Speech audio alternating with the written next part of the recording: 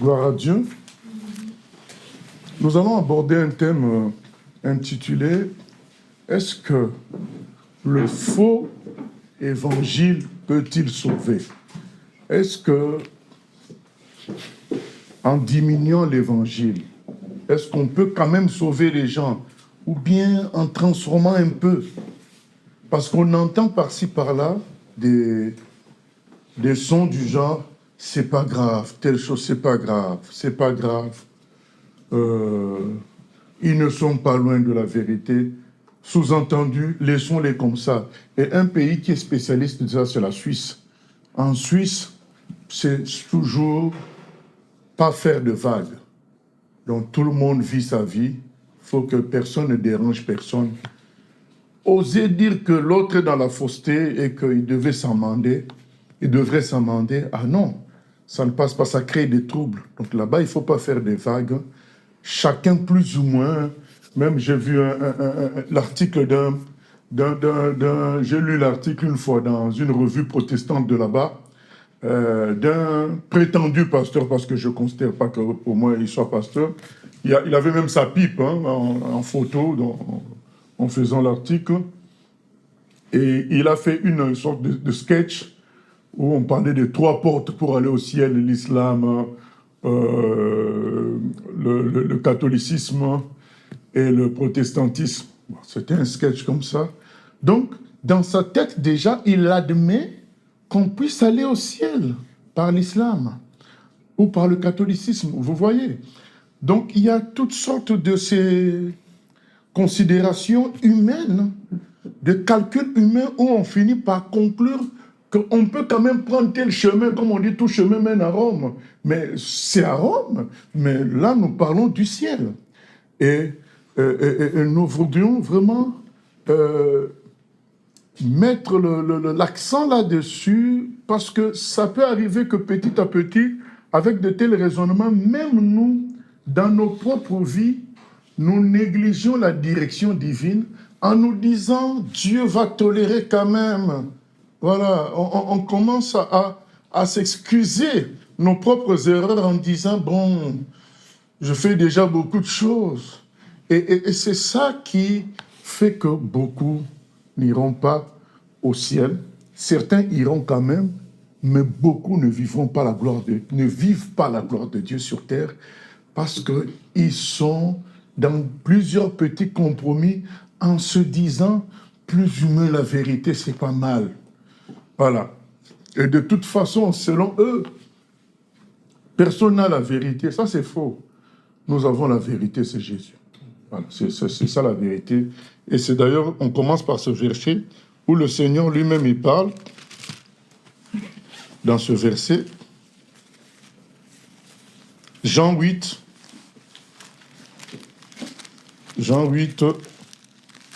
verset 31 à 32.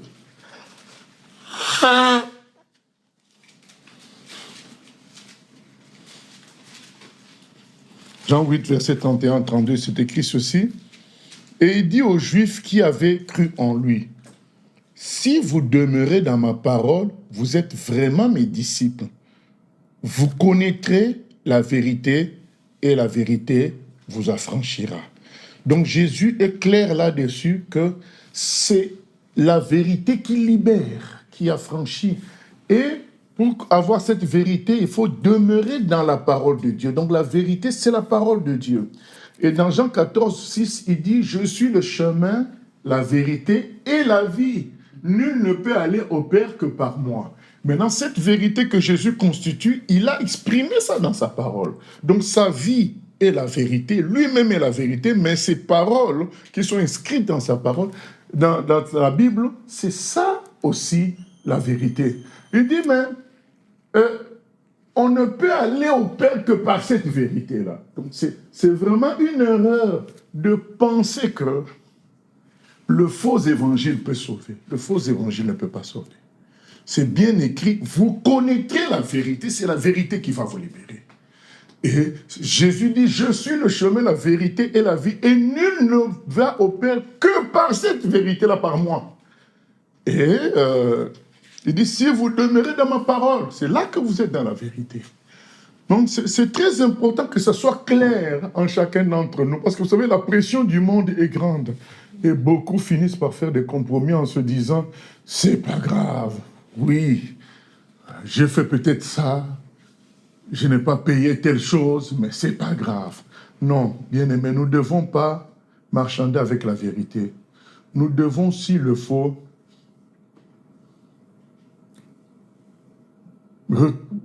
être blessé, s'il faut être blessé par une forme de honte, parce qu'on a fait une erreur, c'est préférable au fait qu'on cherche à couvrir la fausseté par des arguments charnels humains. Vaut mieux dire, oui, j'ai pas pu. Seigneur, pardonne-moi. Si encore nous avions un maître mauvais, nous aurions peut-être compris que nous soyons conduits à cacher des choses. Sauf que là, nous avons un père. C'est pas seulement un maître, c'est notre papa. Il veut que notre bien. Vaut mieux venir à lui tel qu'on est, avec nos erreurs, qui nous transforment.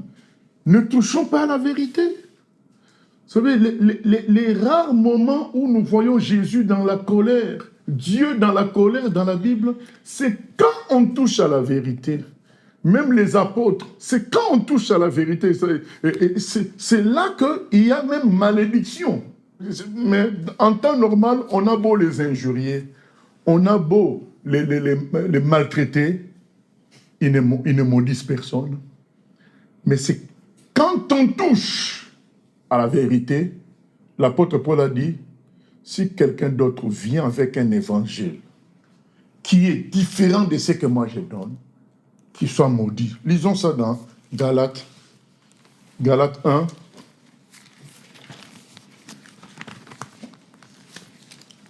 Galates 1, 8. À partir du verset 8.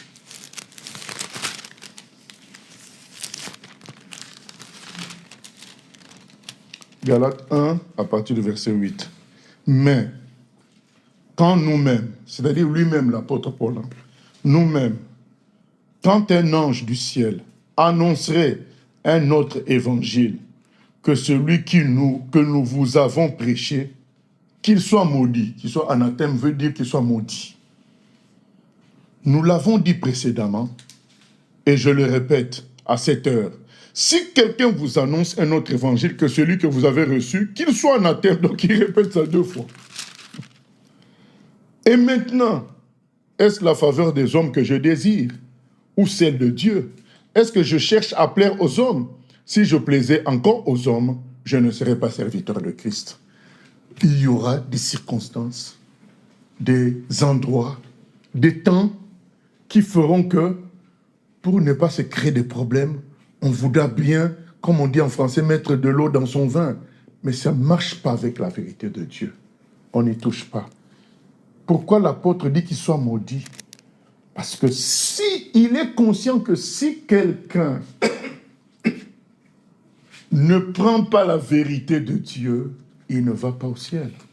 Or, Dieu a mandaté l'apôtre Paul à ouvrir le ciel aux gens. Et il était conscient que si quelqu'un annonçait un autre évangile, il fermait la porte du ciel aux gens. Jésus a dit à Pierre, ceux à qui tu fermeras la porte, ça sera fermé. Ceux à qui tu ouvriras, ça sera ouvert. Comment on ferme, comment on ouvre? Par la vérité. Avec la vérité, on ouvre la porte du ciel aux gens. Avec la vérité. Avec le mensonge, on ferme. Dans Matthieu 23, c'est parce que c'est tout un chapitre, on ne va pas lire ça.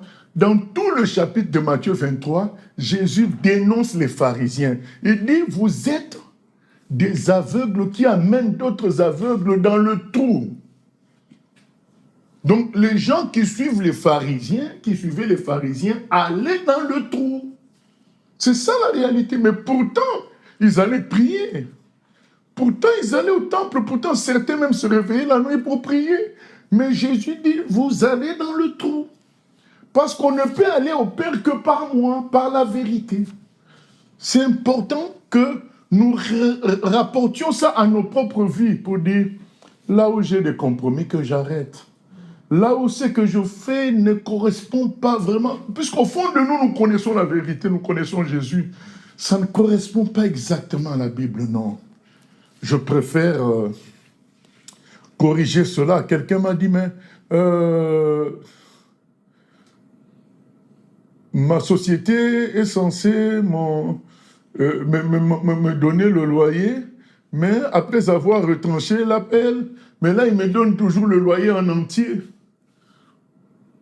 Je fais comment? Moi, je dis, mais tu leur dis qu'ils font un excédent et que tu es prêt à rendre ce qu'ils ont déjà payé. C'est ça la vérité, bien-aimé. Donc, on peut se dire, oh, mais c'est pas de ma faute, moi je leur avais dit tout. Comme, oui, mais tu leur avais dit tout, mais il se fait qu'il y a des excédents. Donc, dis-leur qu'il y a un excédent. Et c'est comme ça que vous allez voir, les gens vont se dire, mais pourquoi il se comporte comme ça? Parce qu'il croit en Jésus, parce qu'il tient la vérité. Mais c'est qui ce Jésus-là? C'est comme ça que les gens viennent à connaître le Seigneur. Parce que quand ils font face à la lumière, oh, la lumière vient de la vérité. La lumière ne peut pas venir des mensonges. Vous savez, je suis en train de parler du fait que seule la vérité sauve. Le faux évangile ne peut pas sauver. Il y a deux stades. Il y a deux stades. Il y a, premier stade, quelque chose qui est faux d'emblée. Par exemple, le catholicisme, d'emblée, c'est faux. Donc, on nous enseigne à prier les saints, croire en l'Église plutôt qu'en Jésus lui-même, tout ça, ainsi de suite. L'islam, d'emblée, c'est faux. Mais il y a aussi le mensonge de soi-même. C'est-à-dire, malgré le fait que tu as reçu la vérité, mais tu marchandes de cette vérité. Tu la diminues, tu l'altères un peu pour que ça compose avec les circonstances, ça compose avec les endroits. Ça aussi, c'est rejeter la vérité. C'est aussi le faux évangile. C'est le fait que malgré que tu aies entendu le vrai évangile, mais toi, tu le reçois différemment, ça aussi, c'est le faux évangile. Et ça ne sauve pas. C'est pourquoi, quand on entend un tel enseignement, on pense aux fausses doctrines, mais il faut aussi penser à soi-même. Qu'est-ce qu'on fait de la vraie doctrine? Qu'est-ce qu'on fait de la vraie doctrine? Tout ce que tu as entendu, qu'est-ce que tu en fais? Est-ce que tu rentabilises ça, tu mets ça en œuvre pour que cela produise les fruits? Il y a deux fruits, bien aimés. Le fruit le plus important, c'est le salut. Il y a un deuxième fruit, c'est la liberté sur terre, la gloire de Dieu sur terre. Et c'est important, parce qu'à force de manquer de gloire de Dieu, à force de manquer de liberté par rapport à la spiritualité, au spirituel sur terre, on finit aussi par se décourager, même par perdre la foi, et même finalement perdre le salut, puisqu'on n'a plus la foi, puisqu'on n'est sauvé que par la foi. Pour aller au ciel, c'est simple, c'est un cadeau. Mais un cadeau qui passe par quoi? Par la vérité. C'est-à-dire, confier sa vie à Jésus, considérer qu'il est le Fils de Dieu, mort à la croix pour nous sauver. Et nous avons un exemple simple, c'est le bandit à la croix. Il a dit, Jésus, souviens-toi de moi quand tu viendras dans ton règne. Jésus a dit, aujourd'hui tu seras avec moi au paradis. C'est aussi simple que ça. C'est se confier en Jésus. C'est la seule personne qui peut sauver. Te confier à une église, te confier à un groupe, ça ne sauvera personne. Seule la vérité sauve, et cette vérité, c'est Jésus lui-même. Jean 14, 6. Je suis le chemin, la vérité et la vie. Ce n'est pas une église. Certains se targuent d'être dans une église où il y a 15 000 personnes. Donc, si c'est ça qui sauve, dans ce cas, le match de football sauve aussi, puisque là-bas, il y a 80 000 personnes. Voilà. Est-ce que c'est parce que vous êtes nombreux que vous êtes sauvés? Non. D'ailleurs, c'est le contraire qui est dit dans la Bible. L'âge est le chemin qui mène à la perdition. Tu devras te méfier d'ailleurs quand vous êtes nombreux. Tu dis, mais puisque la Bible dit plutôt, le chemin qui mène à la perdition, c'est beaucoup de gens qui suivent ça. Dès que tu te retrouves en grand nombre, normalement, tu dois être prudent, dire, oh, est-ce que je ne suis pas dans une configuration de perdition? Au contraire.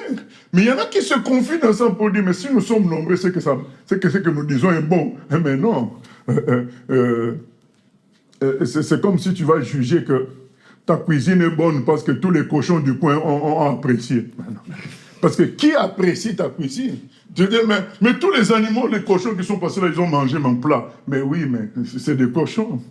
Donc, c'est pas parce que beaucoup de gens ont accepté quelque chose que c'est bon. C'est qui accepte là dans ces beaucoup-là? C'est ça. C'est pas le nombre qui qualifie la vérité. Et beaucoup se trompent comme ça. Il y en a qui émettent des logiques humaines. Ah oui, mais Dieu ne peut pas quand même laisser 1 milliard de musulmans aller en enfer. Mais Dieu ne peut pas quand même laisser 1 milliard de catholiques. Mais oui, mais est-ce que c'est ton monde à toi? C'est pas ton monde. C'est le monde de Dieu. Intéresse-toi à la vérité, c'est-à-dire à ce que Dieu pense. Vous connaîtrez la vérité vous rendra libre. Le faux évangile ne peut pas survivre. Le faux évangile n'amènera pas au ciel. Donc, première chose, le faux évangile ne produira jamais la liberté. Parce que dans le faux évangile, il y a l'empreinte du diable. L'apôtre Paul a appelé ça des doctrines des démons. Dans le faux évangile. Et le diable ne te donnera jamais la liberté. Il a beau parler de la sainteté. Vous savez, il y a des gens qui, à l'époque de Paul, on peut prendre dans Colossiens 2, même pas qu'à l'époque de Paul, même à notre époque, il y a des gens qui pensent que ne pas faire ceci, ne pas faire cela, c'est ça qui fait qu'ils sont dans la vérité. Donc on les appelle des légalistes. Donc ils sont là à trouver des règles pour tout. Ah non, je ne touche pas ça, je ne touche pas ceci. Mais ce n'est pas ça qui sauve. C'est Jésus qui sauve. Nous lisons dans Colossiens, chapitre 2, il est écrit ceci, à partir du verset 16.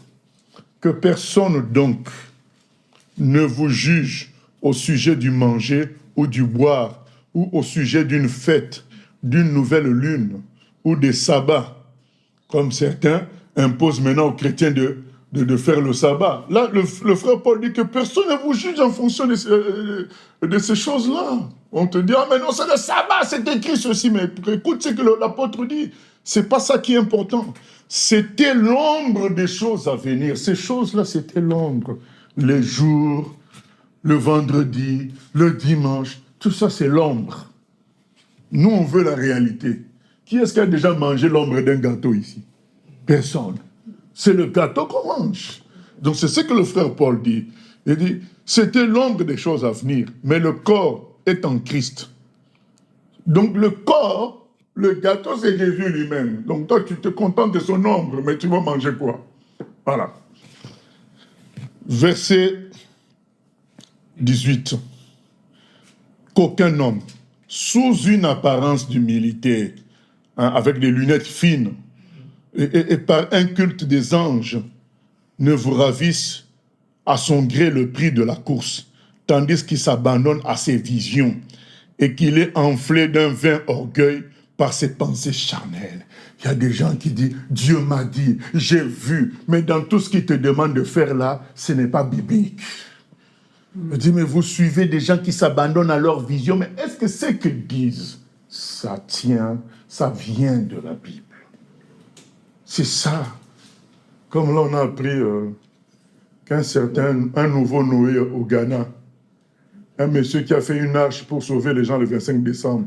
Vous êtes en retard, vous êtes encore en France, alors qu'il faut se précipiter au Ghana. Mais le problème avec cette arche, le problème c'est quoi? C'est que ça ne peut prendre que 5000 personnes. Bon, maintenant, on va faire comment? Si déjà les Ghanéens eux-mêmes, ils sont des millions, nous ici, vous voyez que c'est des escroqueries, tout ça. C'est ce qui est écrit là. Il s'abandonne à des visions, à ses visions, et qu'il est enflé d'un vain orgueil par ses pensées charnelles. C'est ça qui existe.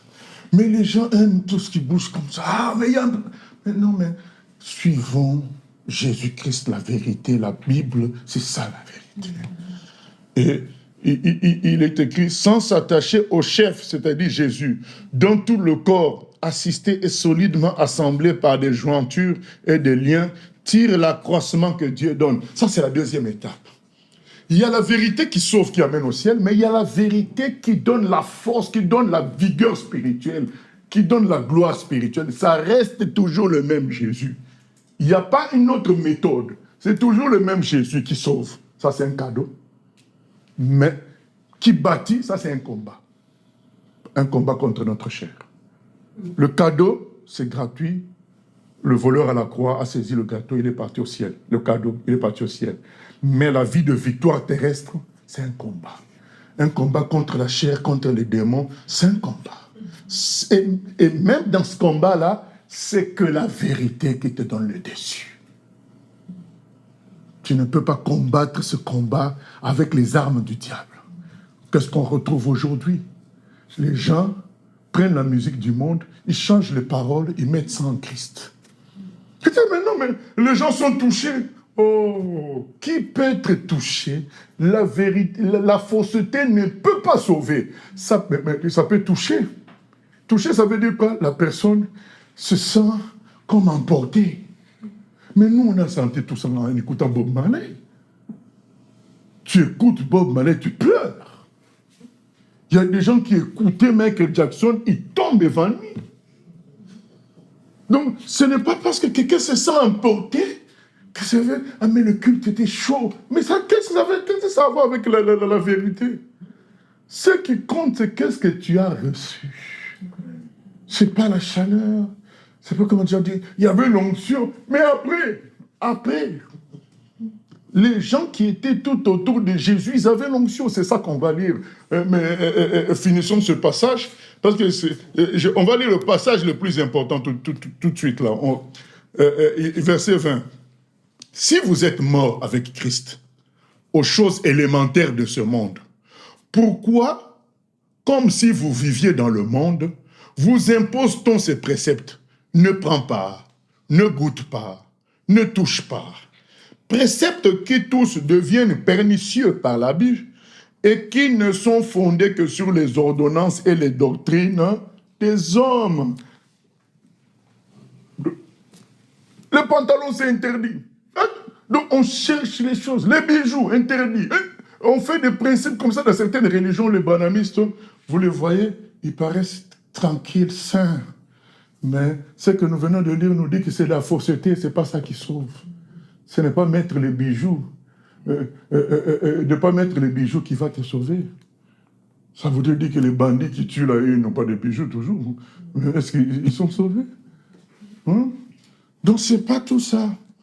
Il n'y a qu'une seule personne qui sauve Jésus. Jésus, quand il te sauve, il te donne l'amour pour Dieu, l'amour pour accomplir sa parole. De toi-même. D'ailleurs, même beaucoup de choses, c'est toi-même qui vas arrêter. Parce que, sans que quelqu'un te le dise, parce que son esprit est en toi, et son esprit te parle. L'Esprit Saint Jean 16,13 vous conduira dans toute la vérité. Jésus t'amènera dans les verts pâturages, auprès de vrais serviteurs de Dieu, qui vont te mettre sur la ligne à travers sa parole. Jésus fera tout ce travail. Donc, le moment qu'il t'a sauvé, il t'a pris en charge.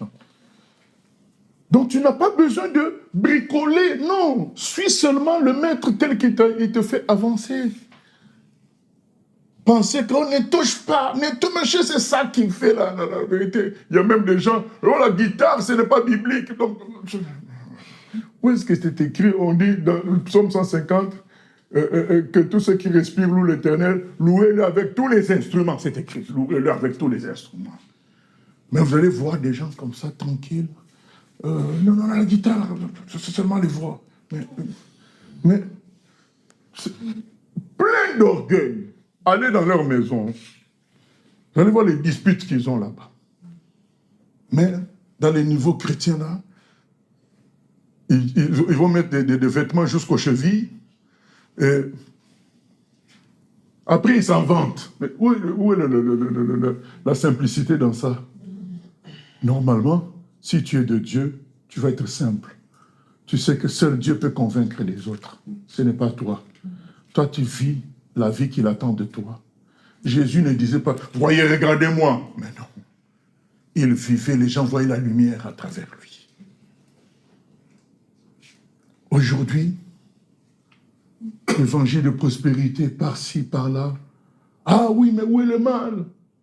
Mélange avec la musique du monde. Mais ah oui, mais le mal, c'est que ça ne correspond pas à la vérité. J'en ai parlé dernièrement.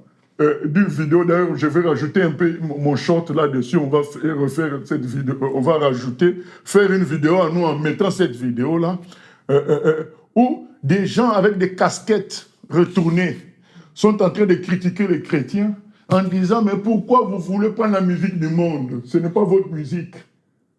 Fabriquez votre musique avec votre Dieu. Et ils citent les versets. Alors, ils nous ont mis, oh, j'aurais bien aimé qu'on voit ça là. Mais ils nous ont mis maintenant le chrétien qui répond. Eux, ils avaient la casquette retournée. Il dit, mais il faut suivre la Bible. Le chrétien qui répondait, il avait les lunettes.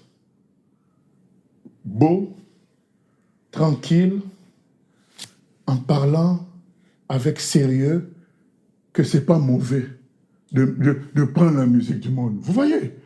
Mais les autres semblaient être des païens, casquette retournée, ils disent, ah non, vos écritures ne disent pas ça. Dans les écritures, c'est écrit, ne vous conformez pas au siècle présent. D'ailleurs, leur titre de vidéo, c'est « Qui imite qui ?» Qui doit imiter qui? Est-ce que le monde doit imiter Jésus ou bien c'est Jésus qui doit imiter le monde? Répondez vous-même à cette question. Qui imite qui? C'est ça leur titre. Maintenant, le chrétien qui se défendait, lui, il était tranquille, posé, comme les prêtres catholiques. Posé, mais dans les mensonges. Et les gens qui sont là, mais dans ce cas-là, pourquoi il n'a pas répondu en faisant un peu de rap? Il répond posé, mais il encourage les gens à écouter les choses qui sont désordonnées. Comme on a vu les histoires des awards, des récompenses chrétiennes, de musique. Les gens qui arrivent en moto sur les... C'est quoi ces histoires-là? Moi, je dis toujours, heureusement, nous ne sommes pas Dieu. Parce que des gens comme moi, je suis Dieu dans ces cas-là. Je descends à cette histoire de moto-là, je gifle tout le monde en public. Mais puisque on ne force personne, si vous voulez vous fabriquer votre religion, fabriquez.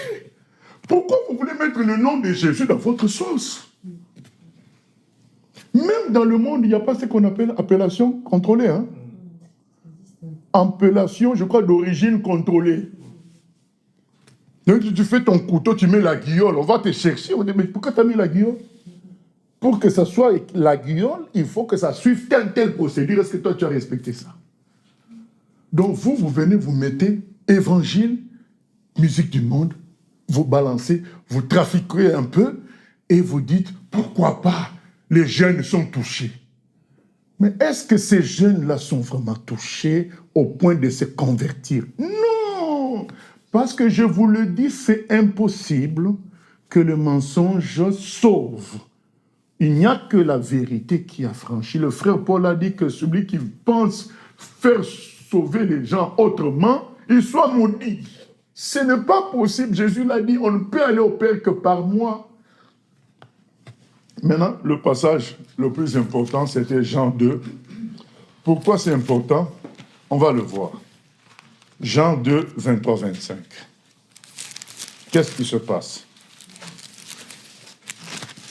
Jean 2, 23-25.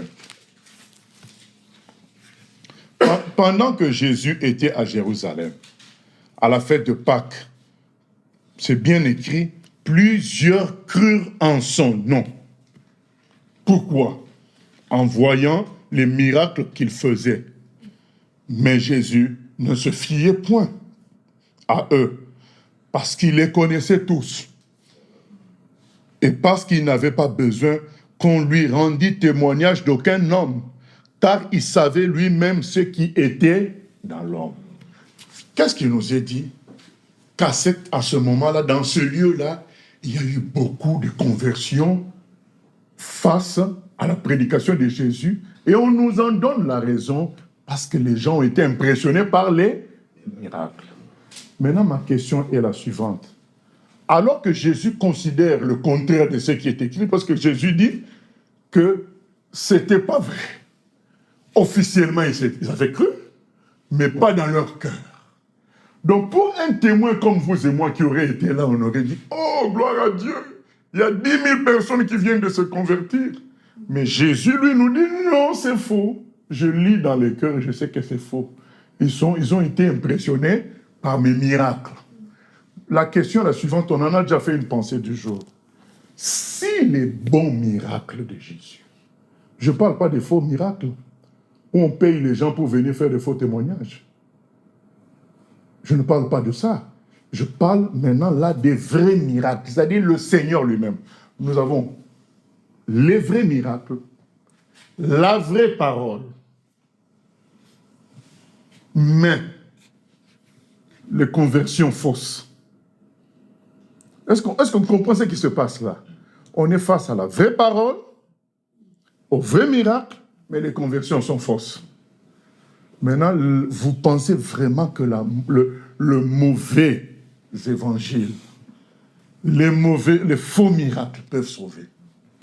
Si déjà c'est difficile avec la vérité et les vrais miracles d'amener les gens au salut, est-ce que le mensonge et le faux miracle, est-ce que le faux évangile peut sauver? Impossible. Parce que déjà, le vrai souffre à sauver.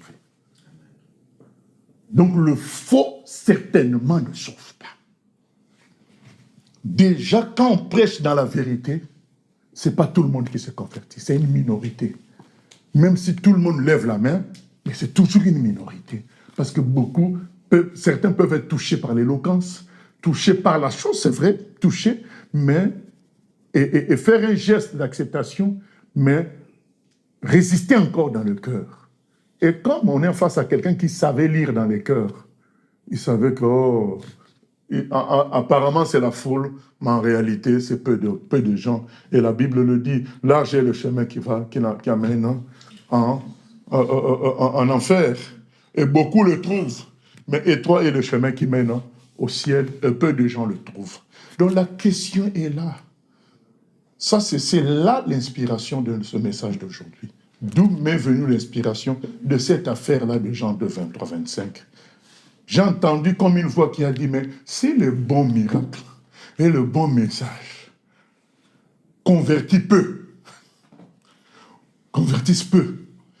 Vous croyez que le faux peut convertir. Parce que parfois on se dit, bon, il est dans le catholicisme, bon, Dieu peut quand même toujours le toucher. Il ne faut pas qu'on s'engage dans des voies comme ça, en disant, Dieu peut quand même toucher. S'il le fait, c'est son problème. Mais il le fera toujours par Jésus. Il se révélera, même si c'est quelqu'un là dans le catholicisme ou ailleurs, il révélera son fils à cette personne, parce qu'on peut aller au ciel que par son fils. Voilà. Et ces gens-là qui peuvent être sauvés comme ça sera toujours par le Fils, mais c'est la souveraineté de Dieu en plus.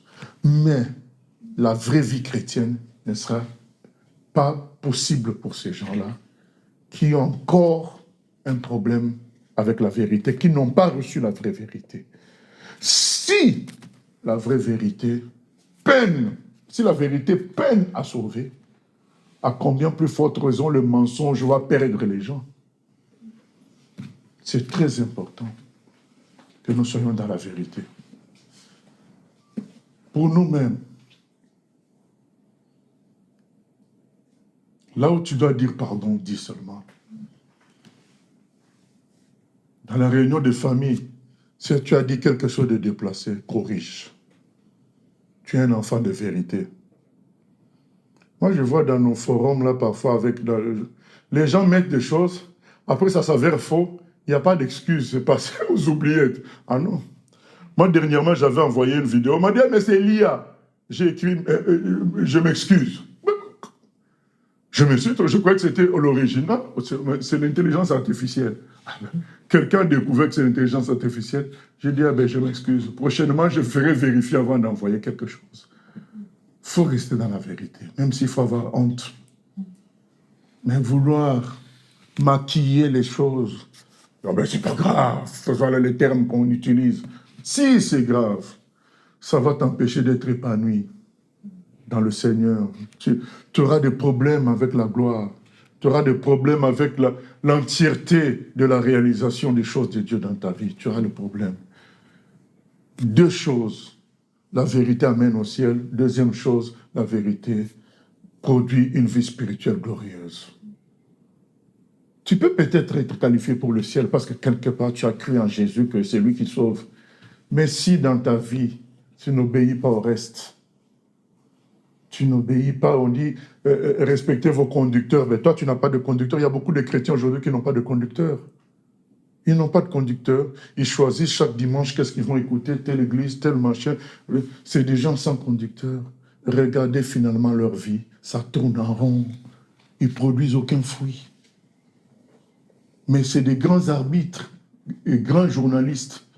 Et ils sont là à siffler pour dire telle église est dans l'erreur. Tel machin, tel pasteur est dans l'erreur. Oui, mais toi-même, tu fais quoi? Est-ce qu'un arbitre gagne un match? Donc tu vas rester là, arbitre, surtout avec ton short noir. Les autres, ils gagnent des matchs, ils deviennent millionnaires. Toi, tu es toujours arbitre en train de siffler. Là. Quand est-ce que toi, tu produiras du fruit? Tu t'organiseras. Ah, mais non, les organisations, ce n'est pas biblique. Qu'est-ce qui a dit que ce n'était pas biblique, s'organiser? On voit dans les actes des apôtres, ils s'étaient organisés, ils avaient établi des gens pour donner la nourriture aux autres, pendant qu'ils auraient s'occuper de la parole de Dieu. Qui a dit ça? On voit que dans Hébreux 13, c'est dit, obéissez à vos conducteurs. Les bergers, c'est essentiel. Ah non, non, il y a trop de corruption. Oui, mais trop de corruption ne veut pas dire que le principe est annulé. Il y a trop de mauvais parents, non, n'est-ce pas? Est-ce que ça veut dire que chaque enfant de 12 ans doit quitter chez lui? De toute façon, il y a beaucoup de mauvais parents, moi je vais me débrouiller tout seul. Mais ça va être le massacre. Eh bien, c'est ce qui se passe aujourd'hui. Les gens, sous prétexte qu'eux, ils sont dans la vérité, donc les arbitres et journalistes, ils décident de n'avoir ni pasteur ni église. C'est du mensonge. Ça paraît pur comme ça paraît vérité, c'est faux, c'est pas biblique. Jésus le dit, il était triste dans Matthieu 9, 36 à 37 parce qu'il voyait le peuple comme des brebis sans berger. C'était ça sa tristesse. Et quand il doit quitter, il dit à Pierre, si tu m'aimes, quelle est la condition qui va montrer que Pierre l'aime? Occupe-toi de mes brebis. Paie mes brebis. Donc, il y a des gens qui devaient être encadrés par Pierre. Vous savez, il y a toutes sortes de fausses doctrines comme ça qui circulent. À chaque fois, ramenons-nous aux Écritures. Que disent les Écritures? Que disent les Écritures? Toujours. Parce que ce n'est que ça qui va sauver. Si la vérité et les bons miracles, comme on a lu dans Jean 2, 23, 25, peinent à sauver, sachez-le, le mensonge ne sauvera personne. Et deuxièmement, l'évangile altéré ne produira jamais une vie victorieuse face à Satan. Tu auras toujours une dette. Dans Jean 14, 30, Jésus dit, le diable vient contre moi, mais il n'a rien à moi. Tu as beau dire, dénoncer les fautes des autres, mais ton orgueil, le diable le voit. Et quand tu es face à lui, tu n'as aucun pouvoir, parce que tu es dans l'orgueil, c'est son métier à lui. C'est ça la réalité. Je me souviens, quelqu'un me parlait d'une autre personne qui semblait exagérer dans les tenues vestimentaires, maquillage, tout ça. Et il y avait comme une distance. Et puis un jour, je me dis, mais là... Moi, je conseillais celle qui paraissait sans maquillage propre.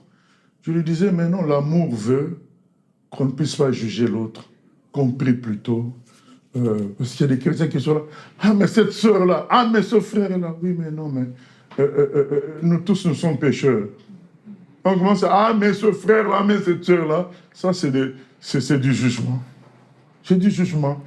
Ça ne veut pas dire que nous devons cautionner le mal, mais c'est juste que nous ne sommes que des humains. Laissons Dieu juger. Voilà. Et comme quand même elle écoutait mes conseils, un jour elle me dit, mais c'est curieux. Il y a comme un rapprochement avec celle qui paraissait à la mode, quoi. Moi, j'ai dit, tu sais pourquoi il y a le rapprochement? Parce qu'elle a senti que toi, tu as changé. Parce que pendant que vous, dans vos clics, vous critiquez celles qui paraissent à la mode, là, qui suivent la mode, elles connaissent la Bible comme vous. Elles savent qu'il n'y a pas qu'un seul péché, le bling-bling. Elles savent aussi que l'orgueil, c'est un péché. Et elles savent que vous êtes dans le péché. En fait, pendant que vous critiquez leur péché d'être comme charnel, elles critiquent aussi que vous êtes charnel parce que vous êtes orgueilleuse dans votre expression de les descendre. Jésus n'a jamais fait comme vous. Ils le savent parce que tout le monde écoute la même parole. Donc pendant que toi, tu reproches à l'autre un péché, lui aussi, il voit ton péché. C'est pourquoi Jésus a dit, avant de reprocher à l'un, regarde d'abord. Parce que pendant que toi, tu te sens irréprochable, parce que tu ne fais pas, tu ne fumes pas, mais si on ausculte bien ta vie, on va voir la gourmandise. Mais comme tu manges chez toi, personne ne voit. Mais c'est ta femme qui sort à la maison que tu es un gourmand. Voilà. Mais ça reste un péché. Vous voyez? Donc pendant que toi, tu as dit, oh, ma femme est charnelle, elle est toujours sur TikTok. Elle dit, ah, votre type là, lui, s'il voit la nourriture, il devient fou, non? Vous voyez? Donc, pendant que les gens savent que non, c'est pourquoi nous devons comprendre que la vérité, c'est Jésus. C'est pas parce que quelqu'un ne fume pas, c'est pas parce que c'est la vérité, c'est Jésus. Poussons les gens vers Jésus. Prions pour les gens. Vérifions dans nos propres vies. Ne pensons pas que le péché de l'autre excuse tes péchés. Ah, c'est des païens. Oui, mais est-ce que ça veut dire qu'il faut parler comme ça? Ah, c'est des païens. Est-ce que Jésus a parlé comme ça? Jésus a dit, le Fils de l'homme est venu chercher et sauver ce qui était perdu. Il y a des chrétiens qui sont là, ah, c'est des païens, moi je ne peux pas me mélanger. Mais non, il faut savoir un langage, le langage de Christ, le langage d'amour, de vérité mais d'amour. Il faut qu'on soit dans la totale vérité, pas dans la demi-vérité. On oublie les versets qui nous attaquent, on se concentre sur les versets qui attaquent les autres. Nous devons être tous nus devant la parole de Dieu. 2 Corinthiens 3,17 le dit. Nous qui sommes dévoilés, 3,17 à 18, devant le Seigneur, nous sommes transformés à la même image de gloire en gloire. Il faut être nus devant Dieu par la vérité. Seule la vérité sauve, seule la vérité donne une vie chrétienne épanouie. Et cette vérité doit s'appliquer à soi-même. C'est important. Donc, bien-aimés, dans tout le magma de fausses doctrines et de faux comportements qui circulent aujourd'hui, tirons-nous, choisissons de suivre les Écritures. N'excusons pas le mal, parce que nous y sommes. Demandons plutôt pardon. Repentons-nous.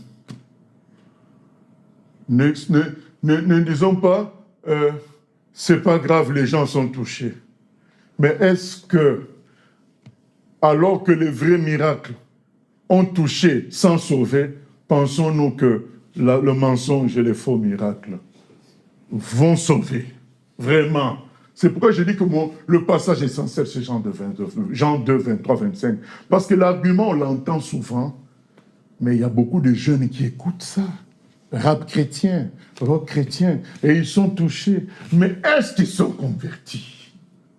Non.